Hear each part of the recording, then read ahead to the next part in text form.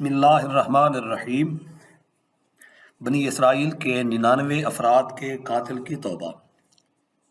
بخاری و مسلم میں بنی اسرائیل کے ایک قاتل کا واقعہ نقل کیا گیا ہے۔ حضور اکرم صلی اللہ علیہ وسلم نے اللہ کے یہاں توبہ کی قبولیت سے متعلق صحابہ کرام رضوان اللہ علیہم اجمعین کے سامنے بنی اسرائیل کے ایک قاتل کا نہایت خوبصورت اور ایمان افروز واقعہ بیان فرمایا کہ بنی اسرائیل میں ایک شخص چوری، ڈکیتی اور قتل میں بہت مشہور تھا اور نہایت معمولی بات پر کسی کو قتل کر دیتا تھا۔ ہوتے ہوتے اس کے ہاتھ سے 99 افراد کا قتل ہو چکا۔ اس کے بعد اس کے دل میں احساس پیدا ہوا کہ مجھے بھی تو اللہ کے یہاں جانا ہے۔ چنانچہ یہ فکر بڑھتا رہا اور لوگوں سے معلومات کرتے ہوئے سرگرداں پھرنے لگا کہ کیا میری توبہ قبول ہو سکتی ہے یا نہیں۔ کسی عالم شخص سے ملاقات کی فکر ہوئی کہ معلوم کیا جائے کہ ایسے شخص کی توبہ قبول ہو سکتی ہے یا نہیں۔ لوگوں نے ایک عابد شخص کے پاس جانے کا مشورہ دیا۔ اس شخص نے اس کے پاس جا کر مسئلہ معلوم کیا کہ کیا میری توبہ قبول ہو سکتی ہے اور کیا میری مغفرت ہو سکتی ہے جبکہ میں نے 99 انسانوں کی جان مار دی ہے۔ تو اس عابد کو مسئلہ معلوم نہیں تھا، تو اس نے اپنی عقل سے قیاس آرائی کی کہ جو آدمی 99 انسانوں کی جان مار سکتا ہے اس کی مغفرت کہاں سے ہوگی۔ چنانچہ اس نے کہہ دیا کہ تیری توبہ قبول نہیں ہوگی۔ تو اس شخص نے غصہ اور جلال میں آ کر اس کو بھی قتل کر کے 100 پورے کر دیے کہ جب میری توبہ قبول نہیں ہوتی ہے تو لاؤ تجھے بھی ختم کر کے 100 پورے کر دیتا ہوں۔ چنانچہ اس نے 100 پورے کر دیے، مگر اس کے دل میں تردد باقی رہا کہ میری مغفرت کی کوئی شکل ضرور ہوگی۔ اس لیے اس نے لوگوں سے پھر معلومات کا سلسلہ جاری کر دیا کہ روئے زمین میں سب سے بڑا عالم کون ہے، اس سے جا کر کے معلوم کروں گا، وہی صحیح مسئلہ بتا سکتا ہے۔ آخر لوگوں نے اس کو بتلایا کہ فلاں جگہ ایک عالم رہتا ہے، اس سے جا کے معلوم کرو۔ چنانچہ اس نے اس عالم صاحب کے پاس جا کر اپنی زندگی کی کارگزاری سنائی اور 100 آدمیوں کو کس طرح سے قتل کیا ہے سارا کارنامہ سنا کر معلوم کیا کہ اب بتلائیے کہ میری توبہ قبول ہو سکتی ہے یا نہیں۔ کیا اللہ کے یہاں مجھ جیسے گناہ گار کے لیے بھی مغفرت کا کوئی خانہ ہے؟ تو اس عالم صاحب کو چونکہ علم تھا تو اس نے بتلایا کہ تیرے گناہ معاف کرنے میں اللہ کے یہاں کیا رکاوٹ ہے۔ اللہ کی رحمت کا سمندر تجھ جیسے گناہ گاروں کے گناہوں سے بہت بڑا اور بہت وسیع ہے۔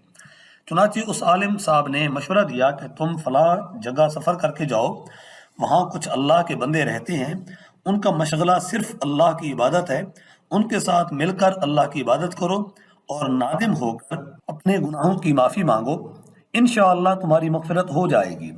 جب اس شخص نے آدھا راستہ طے کر لیا تو ملک الموت آ گئے اور اس کی موت ہو گئی۔ اب اس کی روح لے جانے کا مسئلہ کھڑا ہوا۔ آسمانوں سے رحمت کے فرشتے بھی آئے اور عذاب کے فرشتے بھی۔ رحمت کے فرشتے کہنے لگے کہ اس کی روح لے جانے کا حق ہم کو ہے، اس لیے کہ یہ سچے دل سے تائب ہو کر عبادت کے لیے جا رہا ہے، اور عذاب کے فرشتے کہنے لگے کہ اس کی روح لے جانے کا حق ہم کو ہے، اس لیے کہ اس شخص نے کبھی کوئی نیک کام نہیں کیا ہے، پوری زندگی معصیت میں گنوا دی ہے۔ اسی دوران آسمانوں سے آدمی کی شکل میں ایک فرشتہ آیا۔ بعض روایت سے معلوم ہوتا ہے کہ یہ آنے والا فرشتہ حضرت جبرائیل امین علیہ السلام تھے۔ چنانچہ اس فرشتہ نے تشریف لا کر ان دونوں طرح کے فرشتوں کے درمیان یہ فیصلہ کیا کہ دونوں طرف کی مسافت ناپ کر کے دیکھ لو کہ جہاں سے آ رہا ہے وہاں کی مسافت قریب ہے یا جہاں جا رہا ہے وہاں کی مسافت، لہٰذا جہاں کی مسافت قریب ہو اس شخص کو وہاں والوں میں شمار کر دیا جائے۔ چنانچہ دونوں طرف کی زمین ناپ کر دیکھی گئی تو جہاں جا رہا تھا وہاں کی مسافت جہاں سے آ رہا تھا اس کے مقابل میں صرف ایک بالشت قریب ہے۔ چنانچہ فیصلہ ہوا کہ مقام معصیت سے مقام عبادت صرف ایک بالشت قریب ہے، اس لیے رحمت کے فرشتوں کو اس کی روح لے جانے کا حق ہوگا۔ چنانچہ اللہ کی طرف سے اس کی مغفرت کا اعلان ہو گیا۔ ایک روایت میں آتا ہے، قتادہ رضی اللہ عنہ فرماتے ہیں، حسن نے فرمایا کہ ہم سے یہ ذکر کیا گیا ہے کہ اس شخص کے پاس جب ملک الموت آیا تو وہ شخص سینے کے بل اس سرزمین کی طرف گھسیٹتا گیا۔ حدیث قدسی میں آتا ہے کہ میں اپنے بندے کے ساتھ اس کے گمان کے مطابق ہوتا ہوں اور وہ مجھے جہاں بھی یاد کرے میں اس کے ساتھ ہوں۔ बाखुदा अल्लाह ताला अपने बंदे की तौबा से इससे ज़्यादा खुश होता है जितनी खुशी तुम में से किसी ऐसे शख्स को होती है जिसका जानवर बयाबान में गुम होकर फिर उसे मिल जाए। और जो शख्स एक बालिश मेरी तरफ आता है, मैं एक हाथ उसके करीब हो जाता हूँ, और जो शख्स एक हाथ मेरे करीब आता है, मैं उसके एक बा फैलाए हुए दोनों हाथों के दरमियान की मुसाफत करीब हो जाता हूँ। और जब वो मेरी तरफ चल कर आता है तो मैं उसकी तरफ दौड़ कर आता हूँ। हासिल मालूम हुआ कि इंसान जब भी सच्चे दिल के साथ तौबा करेगा तो अल्लाह ताला ज़रूर कबूल फरमाएंगे इंशाअल्लाह। ये वाक़या खुसूसन उन हजरात के लिए हौसला अफजाई और मुआविनत का सबब है जो कि बड़े बड़े गुनाह करके अब मायूसी की ज़िंदगी गुजार रहे हैं, क्योंकि शैतान उन्हें मायूस करता है। बहरहाल गुनाहगारों को शैतान की बातों में आकर मायूस नहीं होना चाहिए, बल्कि अल्लाह की रहमत से अच्छी उम्मीद रखकर सच्ची तौबा के ज़रिए अपने आप को पाक व साफ़ कर लेना चाहिए। अल्लाह ताला हम सब को अमल करने की तौफीक अता फरमाए।